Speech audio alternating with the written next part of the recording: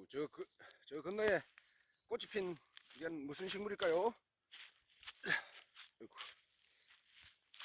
자,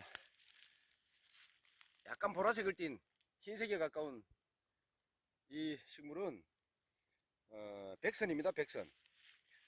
성체가 워낙에 커서 아주 이 주위에서 이런 작은 백선들도 있는데요. 꽃이 핀, 이 백선이 제일 오래된 백선 같습니다. 이 백선은요, 그 운양과에 속하는 여러 해살의 풀입니다. 그 운양과라 그러면 대부분 그 나무류인데요. 뭐 산초나무나 귤, 뭐 유자, 레몬, 탱자 같은 이런 어떤 목본류에 가 속하는 과가 대부분 운양과인데, 이 특이하게도 백선이 운양과에 속합니다.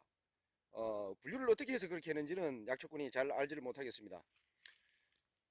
이 산골짜기로 들어와서 정상 쪽보다는 하단부에 기슭 쪽으로 주로 자생하는 식물이고요.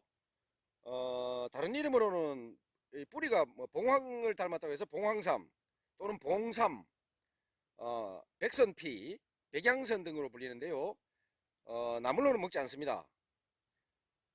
뿌리가 그 아까 봉황을 닮았다고 그랬는데, 어, 그 옛날에 어떤 스님이 이 봉황산 뿌리를 당금주를 만들어 가지고 봉황을 담은 산삼이다 그래서 사기를 쳤던, 그래가지고 뉴스에도 떠들썩하게 나왔던 바로 그 주인공이 이 백선입니다.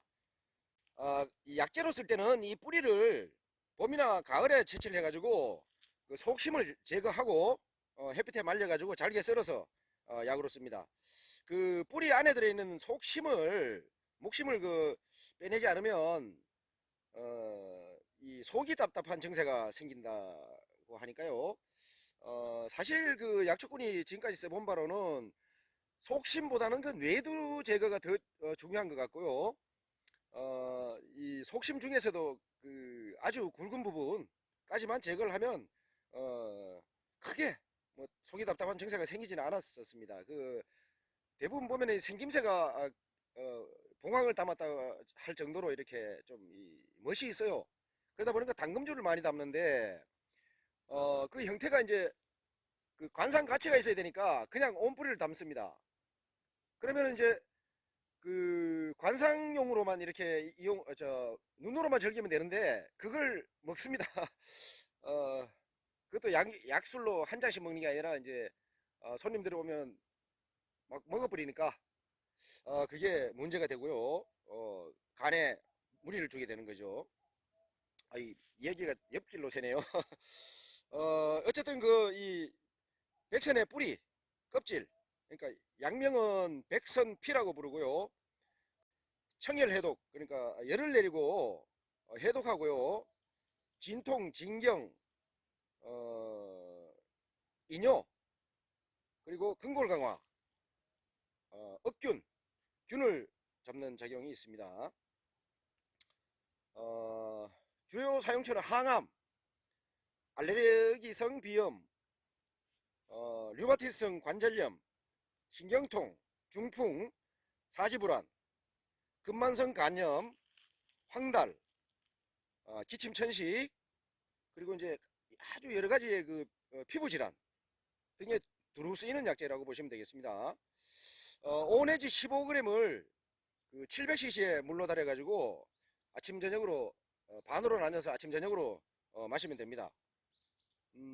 외용 시에는 달인물로 씻거나 비강을 세척하거나 분말을 내 가지고 기초제 개어서 바를 수도 있습니다. 그 백선에는 그 기적의 치료제라고들 요즘 많이 불리는 게르마늄 성분이 그 약초류 중에서 가장 많이 들어있다고 합니다. 게르마늄은 근래에 밝혀진 그 미네랄 성분인데요, 원소인데요. 밝혀진 지가 한 40년도 채 안 된 30 몇 년 전쯤에 독일의 그 과학자가 그 최초로 발견을 했다고 합니다. 그래가지고 독일이라는 의미죠. 게르마늄, 젊은, 게르만. 이게 그 나라의 이름을 따서 게르마늄이라고 이름을 붙였다고 합니다.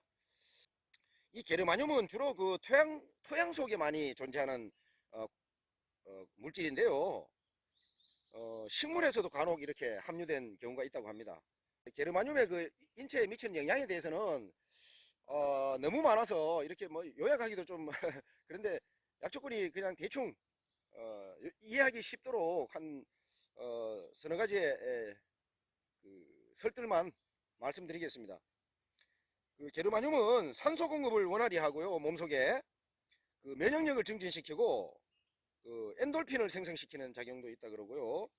그 몸속에 그 불필요한 통증, 실제로 아픈 것도 아닌데 이제 어떤 특별한 질환이 없는데도 느끼는 어떤 통증들, 그러니까 불필요한 통증을 제거하고 세포의 반도체 흐름을 원활하게 해주는 효능이 있다고 합니다.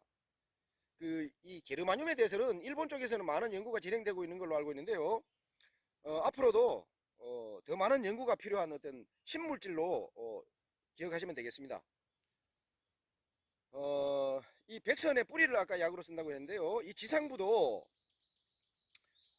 약으로 쓸 수가 있는데 이걸 지상부를 채취해서 달여 먹으면 그 가래를 사귀는 작용이 있고요. 기침을 잡는 약으로 쓸 수가 있고 무좀에도 효과가 아주 좋다고 합니다. 이 꽃은 꽃차로도 활용해서 먹을 수가 있고요. 이 꽃이 아주 보시다시피 좀 오래 가고요. 또 다년생 식물이기 때문에 관상용으로 키워도 아주 좋습니다. 주의사항으로는요, 그 백선을 그 과다 섭취하게 되면 간에 무리를 주기 때문에 용량을 줄여서 먹거나 용량을 넘어서는 과도한 섭취는 금해야 하고요. 그 몇 달씩 그 장복하는 것도 피해야 됩니다. 그 백선을 따릴 때 뭐 노각나무나 벌나무, 그다음에 헛개열매 또는 그 엉겅퀴 이런 것들을 함께 달여서 그 마시면 그 간에 무리를 주는 것을 어느 정도 막을 수 있다는 것도 함께 알려드리고요. 그리고 이 백선의 이 지상부 잎이나 이런 걸 찧어서 피부에 바르면 염증을 유발한다고 합니다. 꼭 기억해 두시기 바랍니다. 그 본초 강목에 따르면요, 산삼 그러니까 인삼에 버금가는 그 약재로 5가지, 그러니까 오삼이라고 합니다. 오삼을 꼽는다고 기록되어 있더라고요. 그거 한번 소개를 드릴까 해요. 그 비장에 들어가는 인삼, 산삼은 황삼이라고 부르고요. 폐장에 들어가는 사삼은 백삼이라 그럽니다. 백삼, 흰색이란 뜻이죠. 황삼은 누런색이 난다는 뜻이고요. 그 신장에 들어가는 현삼은 흑삼이라고 부릅니다. 흑삼이라고 한다 그러고요. 간장에 들어가는 고삼은 자삼이라고 부른다고 하고요. 심장에 들어가는 단삼은 적삼이라고 부릅니다. 아마 그 음양 오행에 근거한 색깔별로 그 인체에 미치는 영향을 기초로 해서 분류한 방법이 아닌가 생각해 봅니다. 그리고 또 한 가지, 그 인삼 삼자가 들어가는 약재가 많죠. 이거 뭐 일일이 열거하기가 쉽지는 않아요. 오늘 약초꾼이 대충 한번 읊어보겠습니다.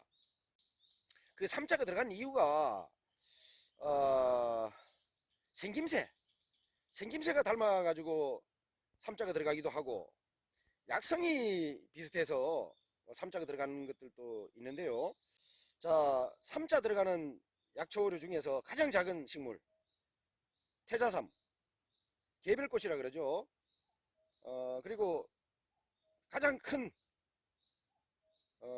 가장 큰 삼자 들어가는 식물은 왕삼. 말 그대로 크기 때문에 왕자가 붙은 것 같습니다. 어수리입니다. 어수리. 그리고 연삼. 연삼은 바디나물 뿌리를 연삼이라고 그러고요. 그리고 봉황삼. 봉황삼은 좀 전에 그 지금 이 보고 있는 백선이고요. 그 다음에 장삼. 장삼은 대구 기름나물 뿌리를 말하는 것이고요. 진삼, 진삼은 큰 참나물 뿌리. 고삼, 고삼은 도둑놈의 지팡이 뿌리. 현삼, 현삼은 현삼의 뿌리. 그리고 당삼, 당삼은 만삼의 뿌리. 사삼, 사삼은 잔대의 뿌리. 천삼, 천삼은 따뚜릅. 선화삼, 선화삼은 다름나무의 뿌리입니다. 그리고 정삼이라고 부르는 게 있는데요. 정삼은 홍삼을 얘기하는 겁니다. 홍삼의 다른 이름이 정삼입니다. 그리고 단삼, 아까 소개해드린 단삼은 붉을 단자입니다. 예. 그래서 적삼이라고 부릅니다. 단너삼, 단너삼은 황기뿌리입니다. 그리고 또 삼자가 붙는 게 좀 의아스러운 게 있는데, 이게 인삼 삼자를 쓰는지 정확히 모르겠습니다. 약초꾼도. 노루삼, 미나리 아제비카인 노루삼, 그리고 양치식물인 그 고사리삼. 이 삼자가 붙은 아주 이례적인 두 가지 식물이 있고요. 약초꾼도 혹시 약초꾼도 그 정확한 어원을 알 수가 없습니다. 혹시 아시는 분은 좀 알려주시면 고맙겠습니다. 댓글로 좀 알려주세요. 그리고 또 한 가지, 환삼덩굴. 이 환삼덩굴은 삼과에 속하니까 이해가 가는 부분인데 있죠. 고사리삼이나 노루삼은 좀 왜 삼자가 들어갔을까요? 아시는 분 좀 알려주시고요. 숙제로 남겨두면서, 자, 오늘은 그 신비의 물질인 게르마늄 성분이 많이 들어있다고 하는 봉황삼, 그리고 무수한 삼들 무수한 삼들을 한번 읊어봤습니다. 약초꾼이었습니다. 감사합니다.